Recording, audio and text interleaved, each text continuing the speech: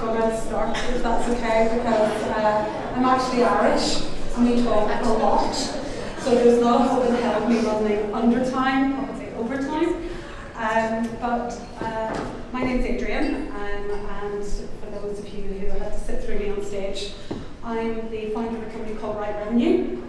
We have a revenue management software platform. We are integrated to all the leading property management systems. So we do offer a software solution. But to be honest with you, the reason I think we're a little bit different is because we are you. I'm a working revenue manager. I'm very, very old to begin with. So I've worked in hospitality a long, long time. I've been an independent revenue manager for around 18 years, working throughout Ireland, the UK, and some of the European countries, providing revenue management services, training, mentoring, and consultative services. About 3 years ago, I decided to take all that knowledge I had and all those lovely algorithms and everything, all the nice math, and put it into software. I know I have grey hair and a drink problem, and that's actually the truth, because that's what building software does to you. But we have a revenue management platform, but obviously I promised you today it wasn't going to be a sales pitch, and that absolutely isn't.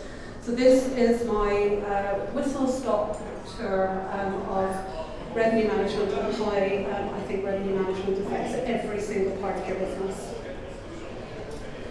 So this is the traditional view that we all have of revenue managers. We put them in a darkened room, we feed them coffee every now and again, and they literally drown in paperwork, hundreds and hundreds of Excel reports to try and run data. And I actually hate the term big data, because I think what we all should be focusing on is useful data. But that's what these poor guys have to do, is drowned in paperwork. Every revenue manager in the world, and I can guarantee I've got one in my handbag, carries a calculator everywhere. Because that's what we do, we're number crunchers, data analysis. I don't have crystal balls like Frank, but we need a crystal ball to predict. That's the other thing, the two things that we need, well actually three: calculator, crystal ball, and lots of coffee, and to do our job. But actually, is that benefiting your business? Is that benefiting your business, just having someone reporting and number crunching and looking at trends and things? Absolutely not. Because this is what a revenue manager really should be, and that's pulling every single department together. And again, an overused term potentially, but working in silos is something that we probably all understand in our own hotels. But revenue managers need to pull every single one of those departments together. Because whether we like it or not, we all do, revenue management affects every single part of not only your customer journey, but every single part of your profitability as well. Because, after all, revenue managers rule the world. They do. So, revenue managers, when we talk about those touch points, we need to understand who our customers are. What are their persona? Who's coming to the hotel? What do they want? What Frank talked about earlier, their customer journey. We need to understand all of that. We need to understand our segmentation. What's working, what's not working. What do we actually want in our business? What could we improve? We need to understand our pricing. Of course we do. We need to understand who's coming to the hotel, when they're booking, how much they're prepared to pay. We need to understand that it impacts our sales. Not all business is good business, and I know from experience that sometimes that role between sales and revenue isn't a love relationship. Sometimes love-hate, sometimes hate-hate. And I've been guilty of it myself, actually. I was a sales manager for Hilton and came in with a lovely big contract with advising the United States government. And my revenue manager at the time walked me out of the office and said, I don't want it, I'm not taking it. I didn't understand as a salesperson about revenue displacement. That was a long time ago when I was young and didn't have grey hair and a drink problem. But contracting is really important. Our distribution, we all know that the distribution, I personally feel, is the biggest challenge we have in our industry. Trends and analysis, boy are we ever good at that, but that's something that impacts everything that we do. our web design, our web content, our photography, our whole booking experience online, and even our marketing. Everything we do, our revenue manager impacts all of those things. TripAdvisor, God, we love it, don't we? But it's the whole journey. So it's the whole customer journey from start to finish that we're an influencer. So we need to understand the value of each segment, and something that's happened with my lovely web design on my presentation, so it did look much better than this. But if you can bear with me on the math on this, what I've actually done is taken information from a hotel, and just to show you, to illustrate how we would break things down.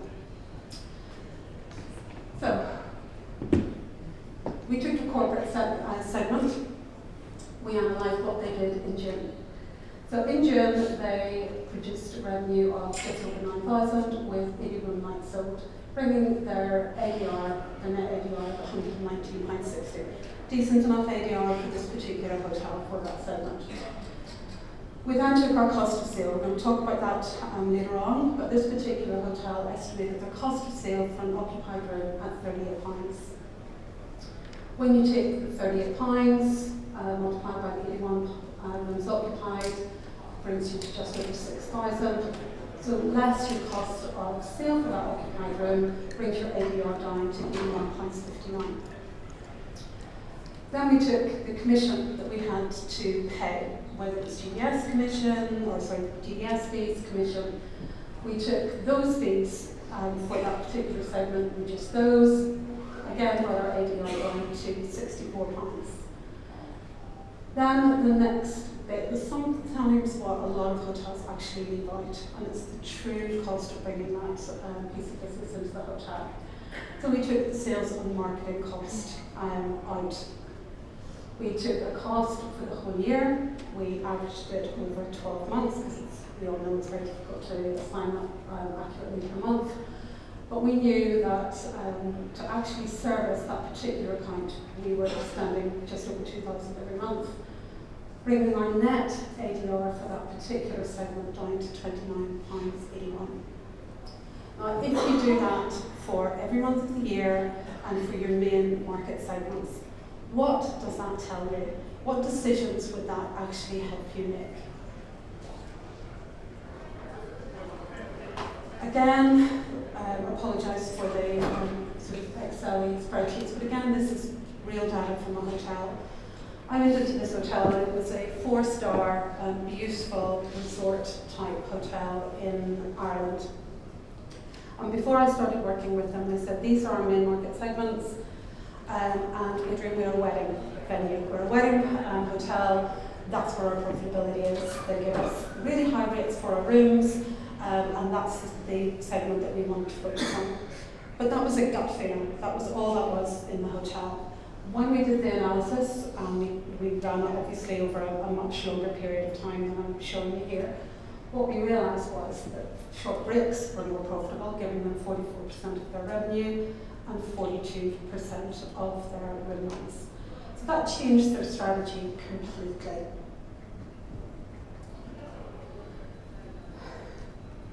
And this is where Emma was born. So now that we know that our most profitable guest wasn't necessarily our weddings, wasn't necessarily our corporates, we needed to understand who was our corporate guest, who was our short break guest. When we went back to the owners of that hotel and said, look, we've actually identified short breaks as our most profitable segment, they said, okay, we're a lovely hotel, it's going to be romantic couples.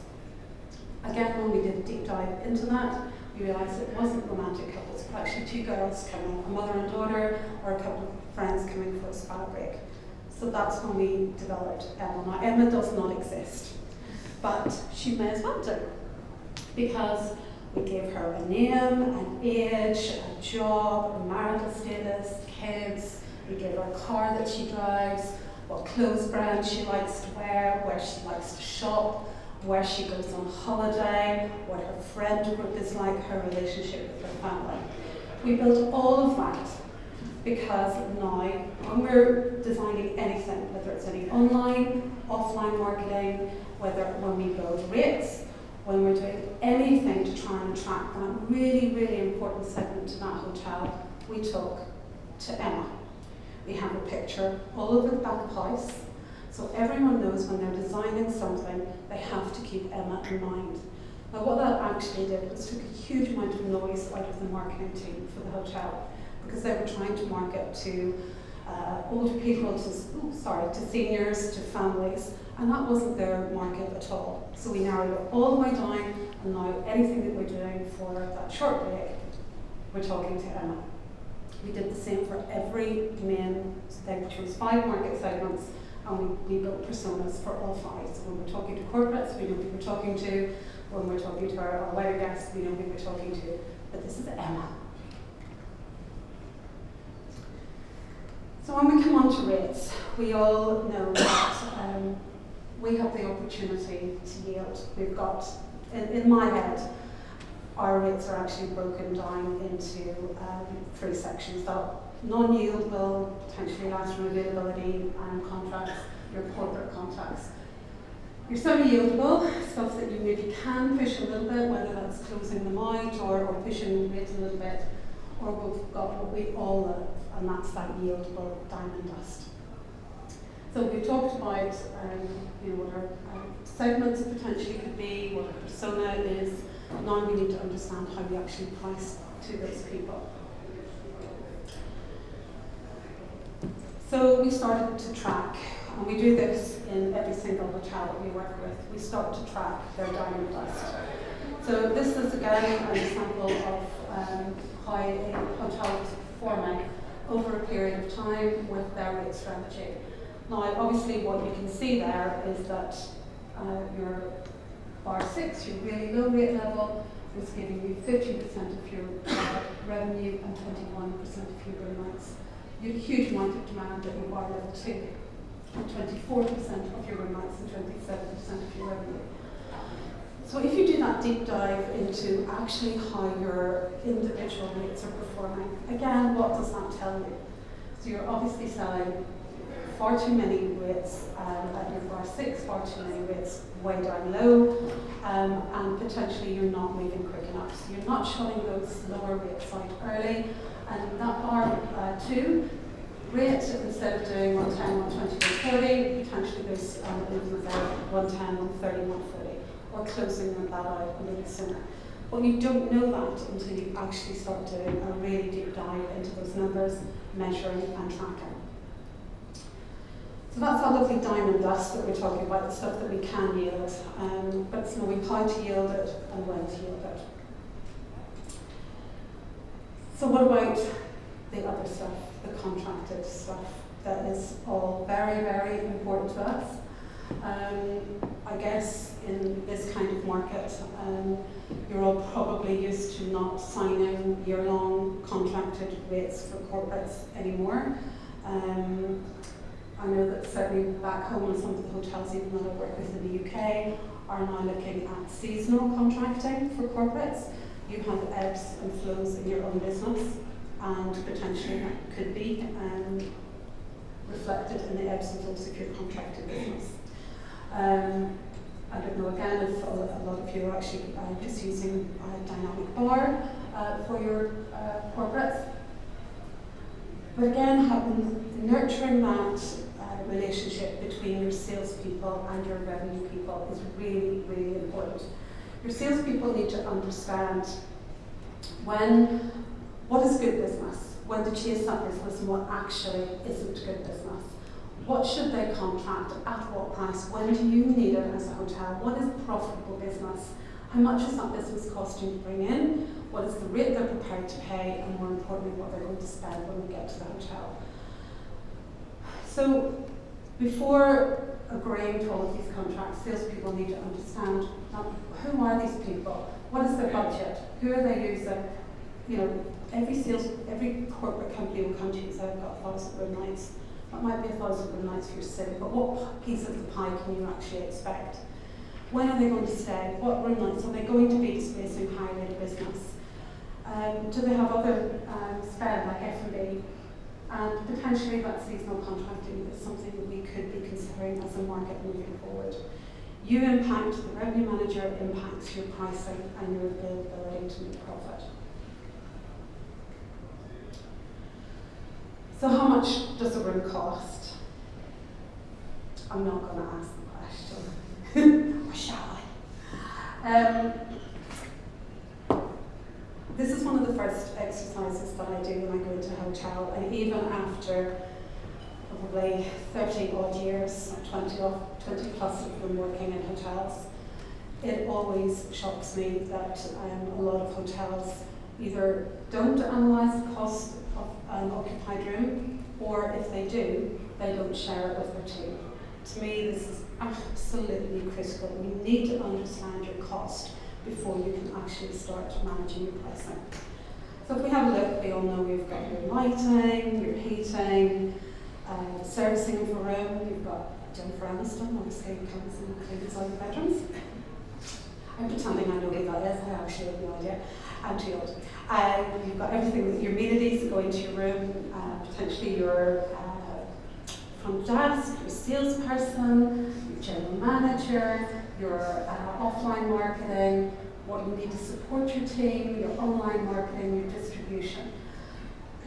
And back home at the moment, a typical 4-star hotel will cost £44 to have a room occupied, and that's without the cost of commission on top.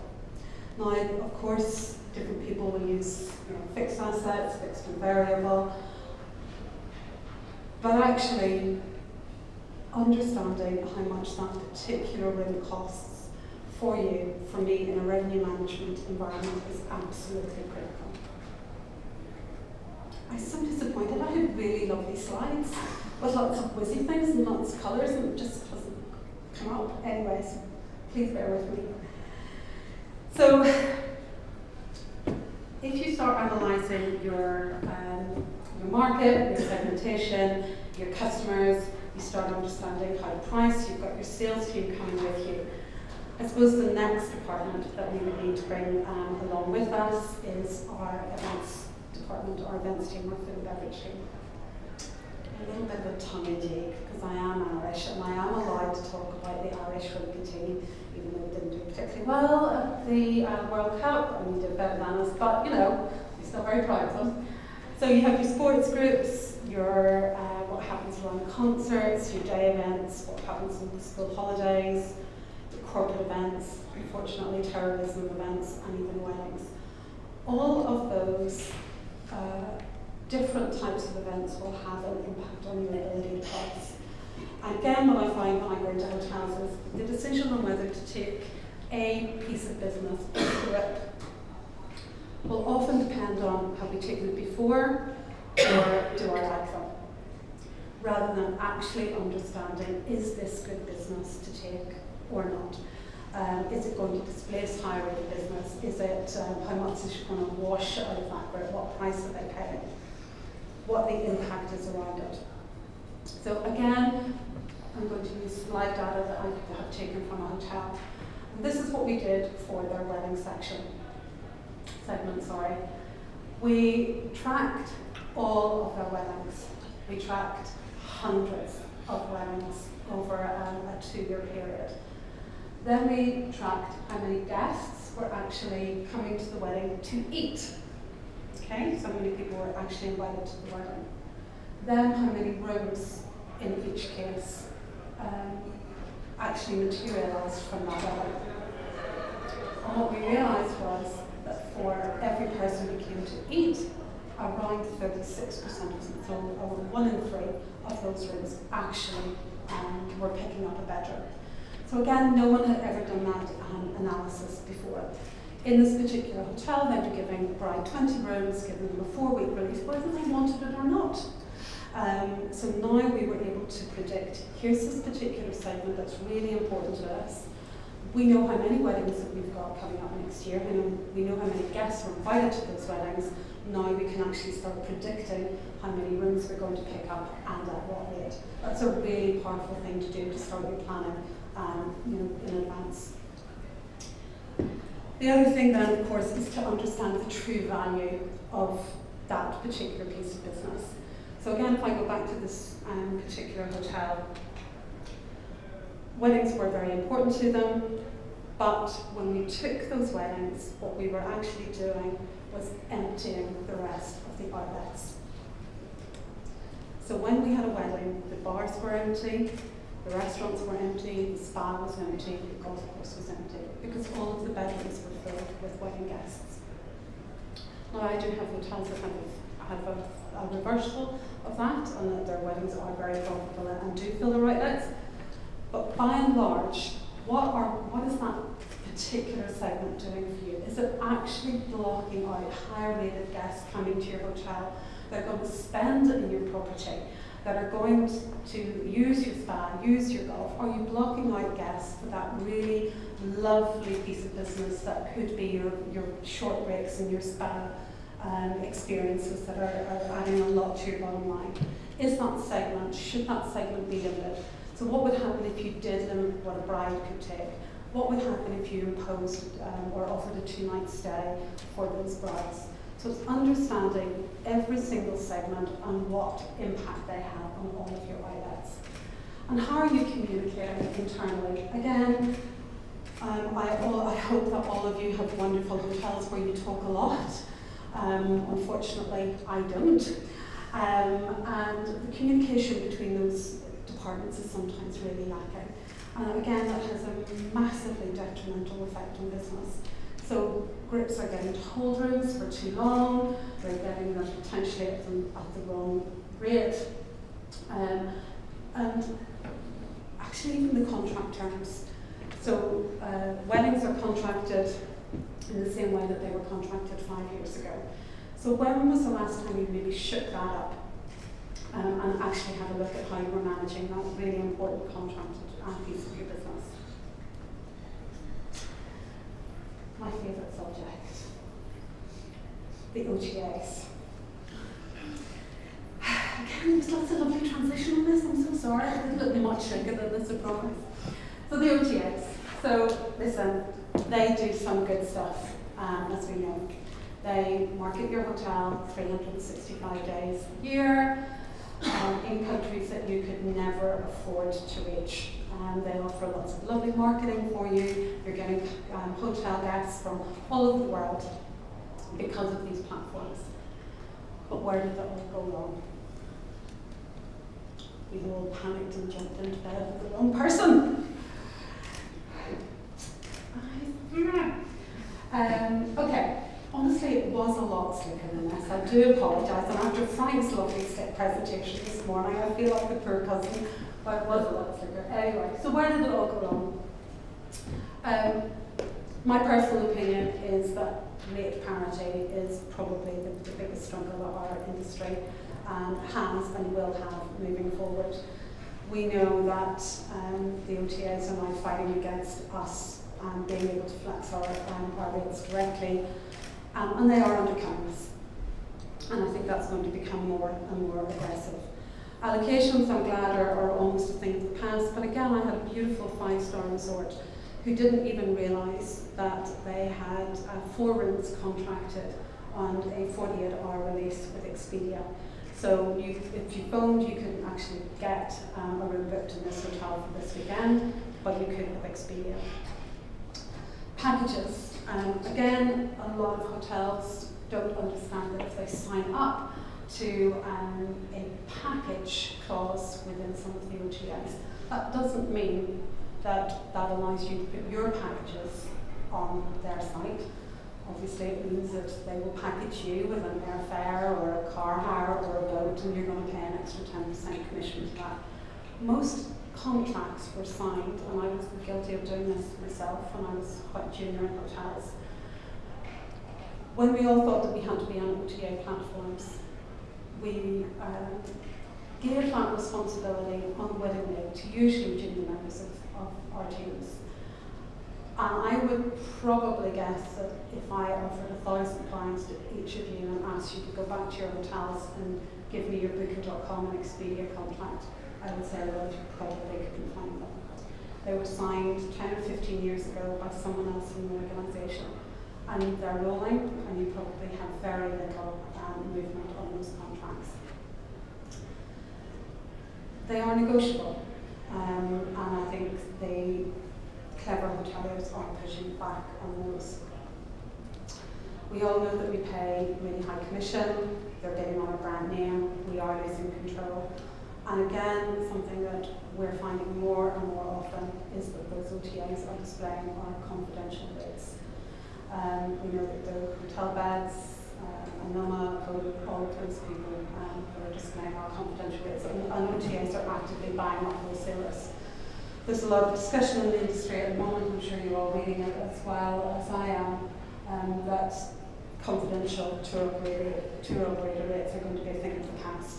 We're, as an industry, not going to be able to control where our rates are sold in the future, and I think that's a terrifying thought for all of us. We all know that 50% of all bookings cancel. Bait and switch, I think, is a lovely thing. I don't know if any of you find this, but I have a few hotels that are not contracted and never have been and never will be with Expedia. But if you go onto the Expedia site, they will show these particular group of hotels, and then say, unfortunately, this particular hotel is not available, and we'll switch them to one of their competitors. Those hotels have never been on Expedia's site, but they know that they're popular, and they will bring them in via those searches and then switch them to a competitor. And again, we're all struggling with loyalty programs. It's very difficult to compete against stay 9 nights and get a 10th free. And last week, I'm sure you all read in the industry about Booking.com rolling out their Genius program to other providers. A lot of hotels might be able to switch that off. I don't know how you guys feel about that, but that's certainly something that I'm recommending to the hotels that we want to do. But yeah, there's a lot of stuff going on, and I think as an industry, if they were playing fair, we would all work with them a little bit better. But it's these things that kind of make us just lose the will to live a lot of time with the OTAs. So what about your digital marketing campaign? Again, revenue management touches that. So I'm sure most of you will have digital marketing companies doing that for you. But can you imagine the day when actually your revenue manager or your revenue management system is actually pushing out to your marketing? So there's a synergy between both. So a revenue management system can actually see when your need days are, what your need dates are, what packages potentially that you could be selling during those days. We know what rates that you're selling that actually could help promote your hotel during those need days and could actually drive your digital marketing campaign. But get it right, make sure you have your messaging right, that you have your book direct messaging right, that it's cheaper on your own website. Have these links for today and go straight into your particular rate that you're advertising. So book today for tonight, book for tomorrow, but when that person clicks on that, they're actually taken straight down into that link. Make sure that you're asking your digital marketing company. Again, I find this, there's often a link in broken link in the chain here that a digital marketing company will just, be pushing out the rates that you ask them to put, the 1 night break, the 2 night break, the January break or whatever. But a lot of the time, if you're not keeping them up to date and pushing new rates and new packages that you want to sell, sometimes it can get forgotten and not actually done. So make sure that if your revenue manager or your revenue management system isn't actually driving your digital marketing campaign, that you're keeping up with that and that you are ensuring that these ads and all your site extensions you're using them to your best advantage. Then we have obviously what's happening on your own website, and Frank spoke at length this morning about how you can actually really generate your direct business. But make sure you have that messaging right. Make sure you're putting those messages in front of the right people at the right time. All of those messages and your strategy for Book Direct impacts your profitability. Make sure you have as many messages in front of the right clients at the right time. Those bring back messages, please don't leave, They work very well as well. Of course, we all know that mobile is extremely important, making sure that you have the right messages available to your clients at the right time. So what about your competitive set?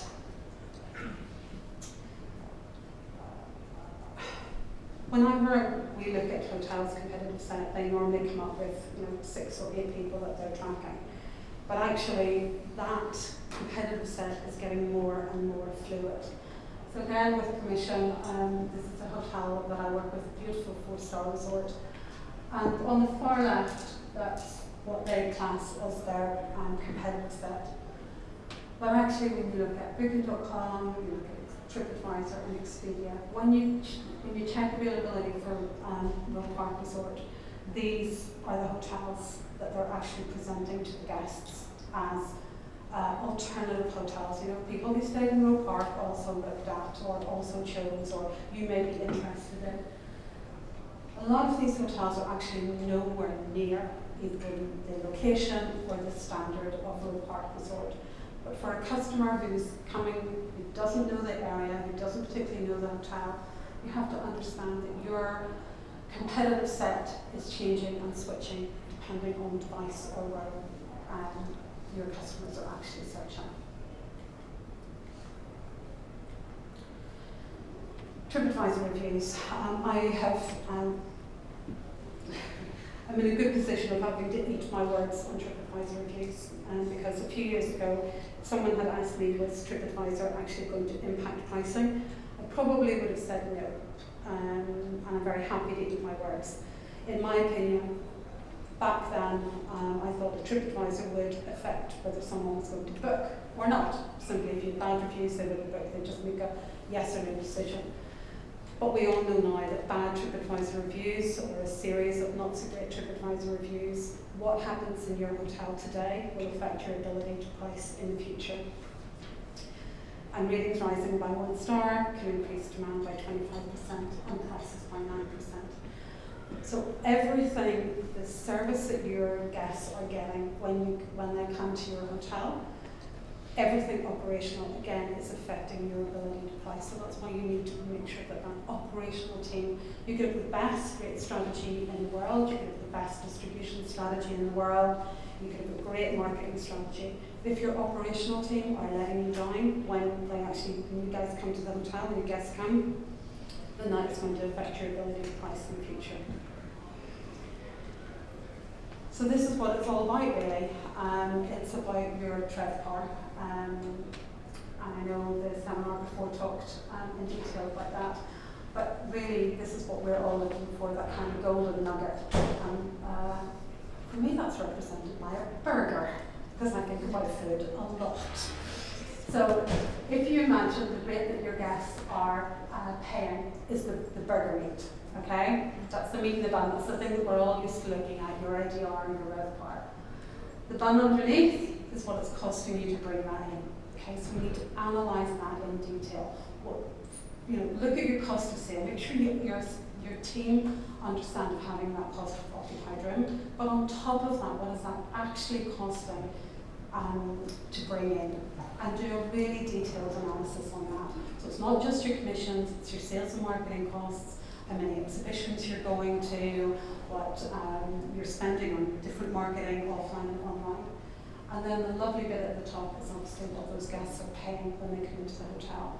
I have a wonderful 5-star hotel that I love referencing because they revenue manage their breakfast, which is great because they know if the Irish rugby in or they've got lots of sports groups in, then back home we have a good old Ulster fry with lots of carbohydrates piled on a plate, and it's literally a heart attack served on a plate.